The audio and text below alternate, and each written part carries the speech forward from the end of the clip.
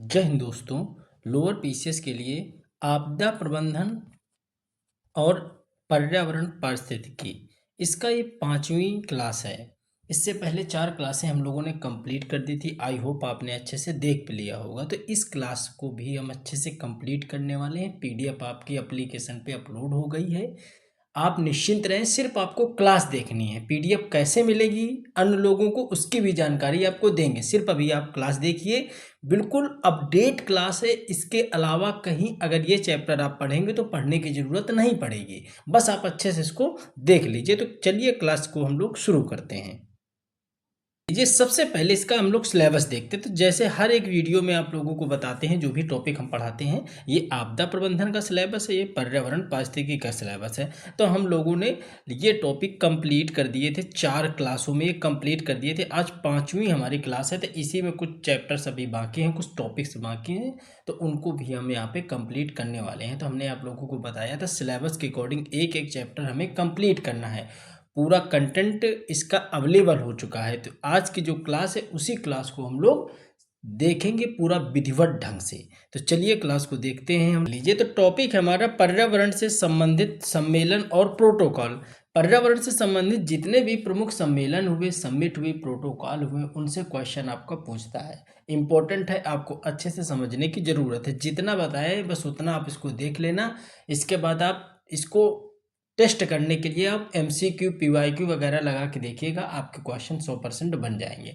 बस आपको समझना है। जैसे पर्यावरण से संबंधित सम्मेलन और प्रोटोकॉल की जब बात करते हैं तो हम लोग पहला देखते हैं कि रामसर सम्मेलन या रामसर स्थल क्या था या रामसर सम्मेलन क्या था। ठीक है, तो रामसर सम्मेलन की जब बात करते हैं तो ये एक अंतर्राष्ट्रीय संधि थी जो आर्द्र भूमियों के संरक्षण के लिए समर्पित थी। ठीक है, ये जो सम्मेलन है रामसर सम्मेलन, ये आर्द्र भूमियों को संरक्षण प्रदान करता है। इसकी स्थापना 2 फरवरी 1971 को ईरान के रामसर शहर में किया गया, इसीलिए इसका नाम रामसर हो गया। लागू इसको 1975 में किया। भारत इसमें 1982 में हस्ताक्षर करता है, यानी कि भारत कब शामिल हुआ तो 1982 में। वर्तमान में भारत में कुल कितने रामसर स्थल हैं तो 100 रामसर स्थल हैं। ये जून तक का अपडेट डाटा हमने आपको दिया है। ठीक है, 100 रामसर स्थल हो गए हैं। तो जो 100वां रामसर स्थल है वो अभी जयप्रकाश नारायण पक्षी अभ्यारण्य, इसी को सुराहा ताल कहते हैं, उत्तर प्रदेश के बलिया जिले को सम्मिलित किया गया है। ठीक है, ये पक्षी अभ्यारण्य कहाँ है तो बलिया जिला उत्तर प्रदेश में स्थित है। इसको 100वां घोषित किया गया है। 99वां कौन सा तो शेखा झील पक्षी अभ्यारण्य, ये अलीगढ़ का है, उत्तर प्रदेश में ये भी है। तो 99 और 100 नंबर ये दोनों कहाँ के हैं तो ये दोनों यूपी के हैं। यूपी में टोटल अब 13 हो गए हैं और सबसे ज़्यादा कहाँ पे हैं तो तमिलनाडु में हैं। तो अगर अब बात आपसे पूछे कि टोटल रामसर स्थल कितने हैं तो टोटल भारत में रामसर स्थल 100 हो गए हैं। यूपी में कितने हो गए हैं तो यूपी में 13 हो गए हैं। 99 और 100 नंबर का यूपी का ही है। सबसे ज़्यादा कहाँ है तो तमिलनाडु में है। तो आई होप ये रामसर स्थल का जो था ये प्रोटोकॉल, रामसर स्थल क्या है या रामसर सम्मेलन क्या है, ये आपके बात समझ में आई होगी। आगे इसके देखते हैं। कार्टाजेना प्रोटोकॉल बहुत इंपॉर्टेंट है, पर्यावरण से रिलेटेड। कार्टाजेना प्रोटोकॉल ये किससे संबंधित था, ये लागू कब किया गया, स्थान इसका क्या था, भारत कब इसका सदस्य बना, क्यों इंपॉर्टेंट है ये सभी बातें हम यहाँ पे देखने वाले हैं। तो ये सबसे पहले देख लेते हैं। ये 29 जनवरी 2000 को ये प्रोटोकॉल आया। लागू इसको सितंबर 2003 में किया गया। स्थान इसका मॉन्ट्रियल कनाडा में है। ठीक है, भारत इसका सदस्य बना 23 जनवरी 2003 को। ये संधि क्या थी तो ये जैव विविधता को संरक्षित करने के लिए संधि बनाई गई थी। जैव विविधता से संबंधित ये संधि थी। आप बायोडाइवर्सिटी जानते ही होंगे, तो उससे रिलेटेड यह संधि थी। तो आप यह जैव विविधता में से बने जीवित परिवर्तित जीवों के सुरक्षित उपयोग व अंतर्राष्ट्रीय व्यापार को नियंत्रित करने के लिए एक समझौता था। इसका मुख्य उद्देश्य था कि जो जीएम फसलें हैं या चीज़ें हैं उनको सुरक्षित उपयोग एवं सुनिश्चित करना तथा आनुवांशिक रूप से संशोधित जो जीव होते हैं, ठीक है, जीवों को सीमा पार होने वाले आवागमन को भी नियंत्रित करना था। तो ये कुल मिला के जो कार्टाजोना प्रोटोकॉल था, ये कैसे संबंधित था? तो जैव विविधता से संबंधित था। इसके जो मुख्य पॉइंट थे वो आपने देखे। इसके आगे देखते हैं हम। ये है पृथ्वी सम्मेलन। तो पृथ्वी सम्मेलन में क्या मुख्य बातें थी, क्यों इम्पोर्टेंट हैं? तो देखिए, इसका जो आयोजन हुआ था 1992 को हुआ था। स्थान ब्राजील के रियो डी जनेरियो में हुआ था। इसका दूसरा नाम है रियो सम्मेलन या संयुक्त राष्ट्र पर्यावरण और विकास सम्मेलन, यानी इसी को यूएनसीडी कहा जाता है। उद्देश्य इसका सिर्फ ये था कि पर्यावरण और विकास के मुद्दों पर चर्चा करना और सतत विकास यानी सस्टेनेबल डेवलपमेंट के लिए एक वैश्विक योजना को तैयार करना इसका मुख्य उद्देश्य था। आई होप आप ये अच्छे से समझ गए होंगे। अब देखो, ये जो एजेंडा 21 भी इसी के अंतर्गत है। तो यह एक सतत विकास लक्ष्य प्राप्त करने के लिए एक व्यापक कार्य योजना था, यानी व्यापक एक्शन प्लान था, जिसे इस सम्मेलन में अपनाया गया। रियो डी जनेरियो में जो पृथ्वी सम्मेलन हुआ उसके 3 प्रमुख कन्वेंशन थे, यानी इसमें 3 प्रमुख संधियां उत्पन्न हुई इस सम्मेलन से। पहली संधि थी यूएनएफसीसी, दूसरी थी सीबीडी, तीसरी थी यूएनसीसीडी। जो यूएनएफसीसी थी वो जलवायु परिवर्तन से निपटने के लिए बनाई गई थी, और सीबीडी थी जैव विविधता में संरक्षण के लिए बनाई गई थी, और जो तीसरी थी यूएनसीसीडी यानी मरुस्थलीकरण को रोकने के लिए बनाई गई थी। तो आपके लिए ये जो इम्पोर्टेंट है ये बहुत ज़्यादा है, आप इसको अच्छे से देख लीजिएगा, अच्छे से इसको समझ लीजिएगा। आई होप यहाँ तक आप पृथ्वी सम्मेलन को भी आप अच्छे से समझे होंगे। इसके आगे हम तो बैच से रिलेटेड जानकारी में आपको ये देखने की ज़रूरत है कि सारे नोट्स ही देख लीजिए। इस तरीके से बच्चे स्पाइरल करवा रहे हैं नोट्स का, ये पूरी स्पाइरल बुकलेट है, ठीक है। इस तरीके से वो स्पाइरल करवा रहे हैं। आपको टोटल इसमें जो कवरेज सब्जेक्ट मिलेंगे वो भूगोल, इतिहास, अर्थव्यवस्था, पॉलिटी, विज्ञान और प्रौद्योगिकी, आपदा प्रबंधन और पर्यावरण पारिस्थितिकी, कंप्यूटर, उत्तर प्रदेश स्पेशल और 15 सालों के PYQ वन लाइनर के रूप में मिलेंगे। आपको डेमो नोट्स इसका कैसे मिलेगा? तो डिस्क्रिप्शन और कमेंट सेक्शन में हम PDF पिन करेंगे, वहां से जाकर के आप इसका डेमो नोट्स चेक कर लेना। डायरेक्ट आप GS रिव्यू का एप्लीकेशन डाउनलोड करना, वहां से इसको बाय कर लेंगे तो आप विद इन सेकेंड आपको सारे फोल्डर इसी नाम से PDF इनकी डायरेक्ट आपको मिल जाएगी। बस आपको प्रिंट करा करके इस तरीके से पढ़ना है, और कुछ भी प्रॉब्लम नहीं होगी। दिक्कत हो तो आप इस नंबर पे व्हाट्सएप करके भी जानकारी ले सकते हैं, कोई भी समस्या नहीं होगी। आप इनको प्रिंट जरूर करा लीजिएगा, प्रिंट करा के अच्छे से आप पढ़िएगा, ठीक है। ये तो बैच से रिलेटेड जानकारी थी। आगे हम लोग देखते हैं सम्मेलन। ये सम्मेलन क्या था, इसकी मुख्य बातें क्या थी, पर्यावरण से इससे कैसे लाभ हुआ, क्या चीजें थी इस सम्मेलन में। तो इसे 5 जून 1972 को अपनाया गया। स्थान स्टॉकहोम स्वीडन में आयोजित। इसको आयोजन किसने किया? तो यूनाइटेड नेशन के द्वारा इसका आयोजन किया गया।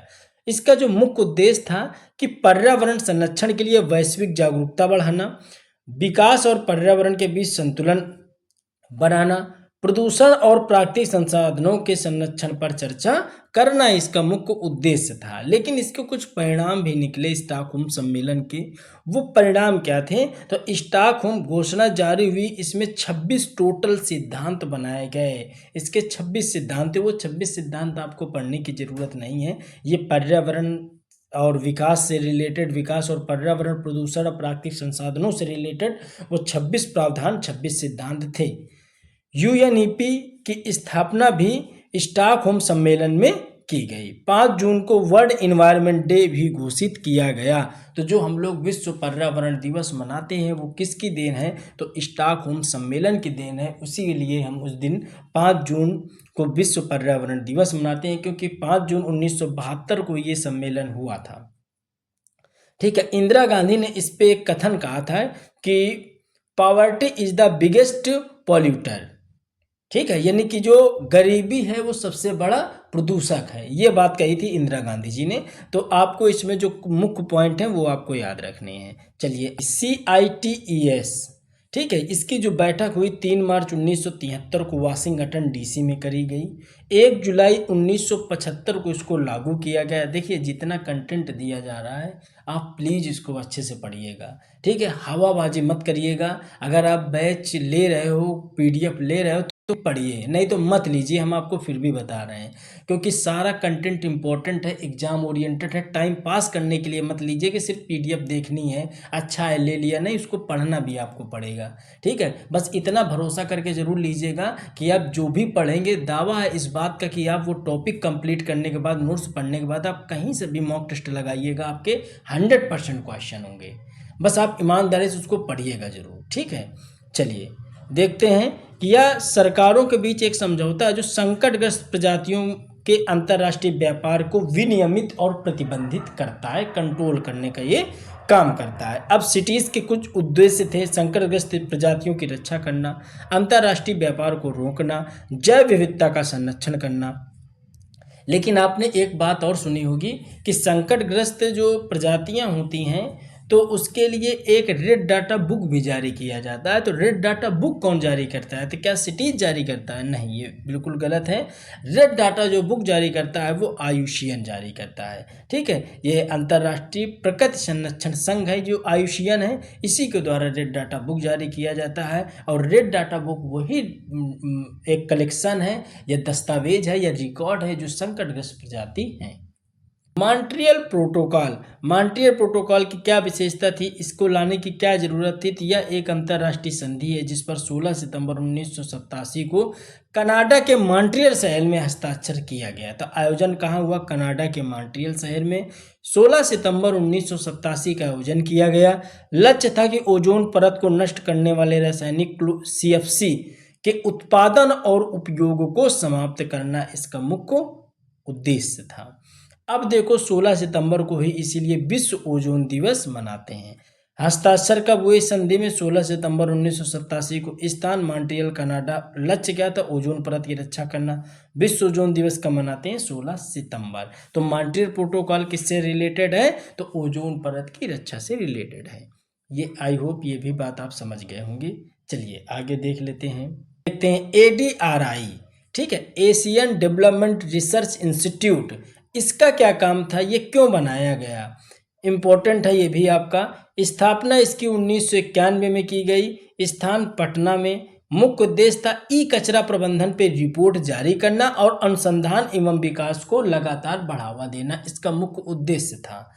इसके कार्य क्षेत्र में शैक्षणिक अनुसंधान, नीति विश्लेषण, डेटाबेस का विस्तार और सामाजिक समानताएं जैसे महत्वपूर्ण बिंदुओं को भी जगह दी गई थी। तो इम्पोर्टेंट है ADRI, Asian development research institute को आपको सिर्फ इतना समझना है कि स्थापना कब हुई, कहाँ पे हुई, इसका क्या गोल था, क्यों ये संस्था बनाई गई थी। चलिए आगे हम लोग देखते हैं।